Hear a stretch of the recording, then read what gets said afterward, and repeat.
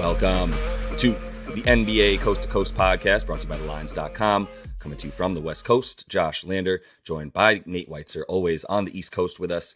And we are looking at 7 games here on Thursday after a wild Wednesday night, I would say, in the NBA last night. Nate, in this one, we are going to be taking a look at the Cavs and the Grizz. They are playing in Cleveland tonight. We actually have 2 more game videos for you up and our player props today on this big slate. So make sure to like and subscribe to that page. Also head to thelines.com. Check out everything we're talking about there and more in written form. And you can also use that odds finder tool that we have up there. Go ahead and make sure you're getting the best juice across all those U.S. sports books, giving you guys NBA bets this season. Nate, let's jump into this slate here and then talk about our first game, Grizz and Cavs. Yeah, and we're also going to talk about this one, Lakers minus 1.5 at Indy. LeBron and AD should be in. Halliburton may be going to return here. That totals at 240. Memphis is +6 at Cleveland. That total's holding strong at 224. Grizz are on a back-to-back, so we will address that in a minute. Heat -2 at the Knicks. Intriguing game to watch. I think we're sitting out on betting on that game line, though. Hornets +6 at the Bulls. Pelicans still reeling, +4.5 at the Mavs. Warriors are on a back-to-back, an overtime back-to-back, so who knows who's going to sit as they're +12 in Denver. And then the last game we break down, Clippers +4.5 at the Bucks. Total is at 230 there. So Memphis, they have sat Ja on the last 2 back-to-backs, both coming after, big efforts. I guess that huge comeback effort. He had another big effort last night and just didn't get much help because we don't know if Desmond Bane is he not healthy? Is he out of rhythm? He's just missed a ton of time lately and has not been that secondary option that they've needed as they've lost now 6 of their last 7. And all 7 have gone under because they've just been kind of ice cold. Sort of started with that funk when they collapsed in LA. Then they were blown out in that first half against Phoenix. But, I mean, they're showing signs of being the Memphis we know. It's just like they follow that up with intense rivalry games. At Golden State, lost on a buzzer beater. At Minnesota, and shot poorly from 3. Otherwise, probably would have had that game. And then got just damed last night where he's hitting logo shots, and it's just like, all right.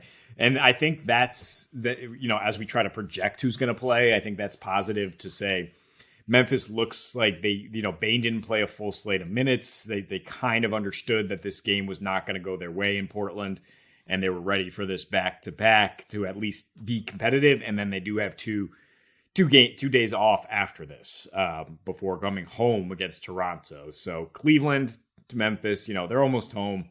This is, a spot where I think both teams are looking to get right. Both teams are 4-6 in their last 10. But I as I look through the game log for both teams, I have much more respect for Memphis and what they've lost to and who they've beaten than the Cavs, who have not really faced a good team at full strength. I mean, and they lost to Golden State's backups in the span. They beat the Bucks without Giannis. They beat the Clippers when they completely punted their lineup. And then we faded them with the Heat in town as again, 5-6 point dogs. And the Heat just went out and won.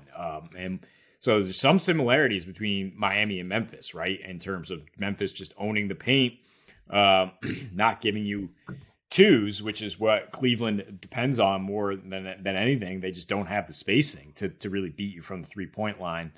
Both these teams limit that. Donnie Mitchell has really bad splits against Memphis for his standards in his entire career. 21 points on 40%, 36% from 3, 103 offensive rating.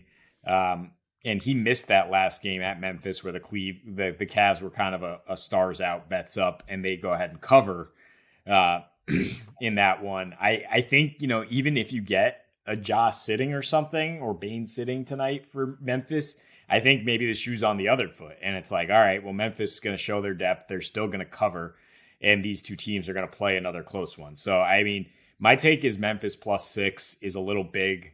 Even though it's a back-to-back, I think maybe if you get a star out and it gets even bigger, you take that.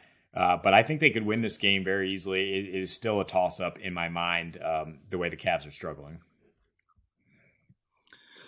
Yeah, I concur. I concur with all of that. I also think I do prefer an under. I know it's terrifying these days to take an under on a game that isn't in the 240s in the NBA. But I mean, this is a situation where the pace has just been so slow for Cleveland at home.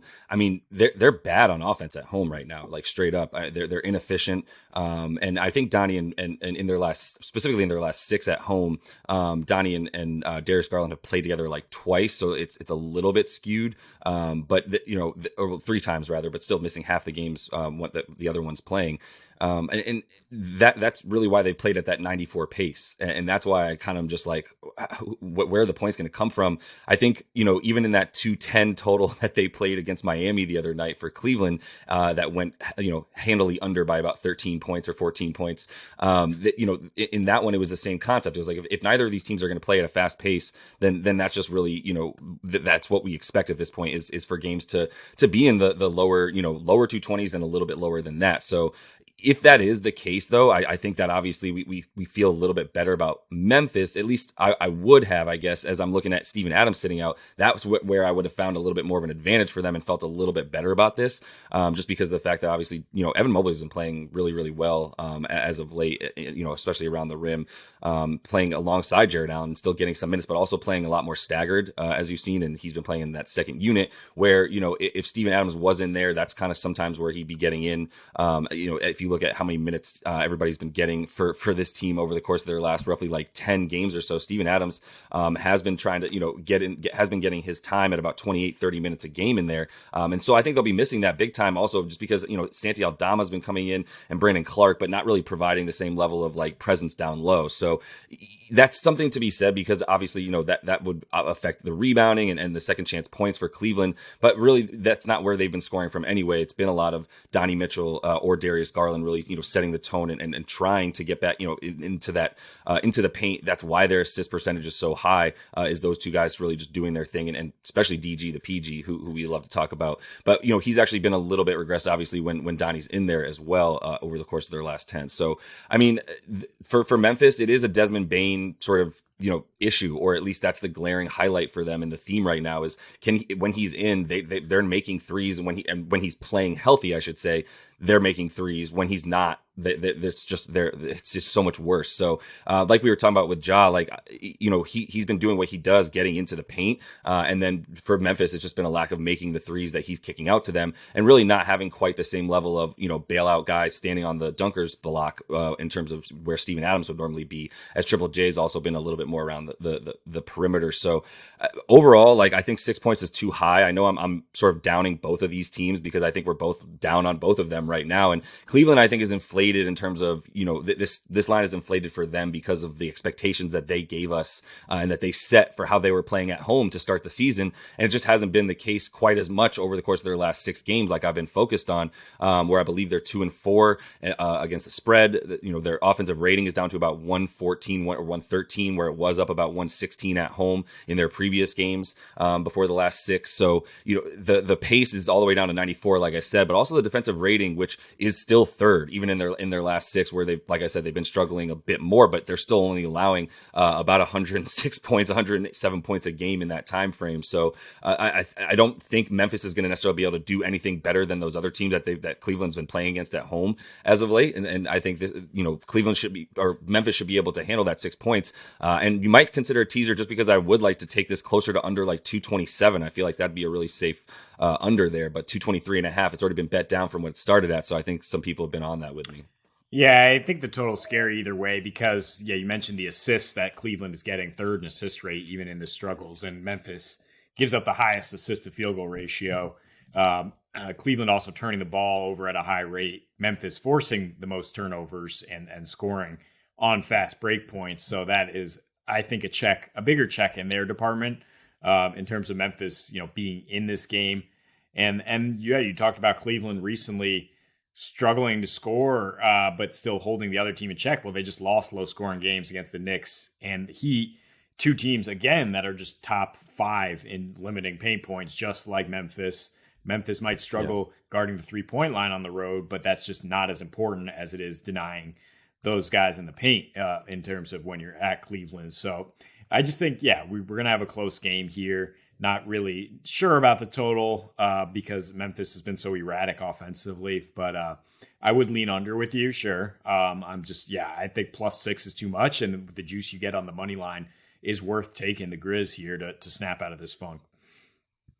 Yeah, I concur with that, and that's why I'm not touching the total at 223.5, like I said. So it was something to jump on early, and I think a few people got a hold of it and bet it down about 4 points. So here we are now, and that is all the time we have for you in this one. Make sure to like and subscribe. Like I said, got 3 total game videos and our player props up for you today. So until we see you next, happy betting.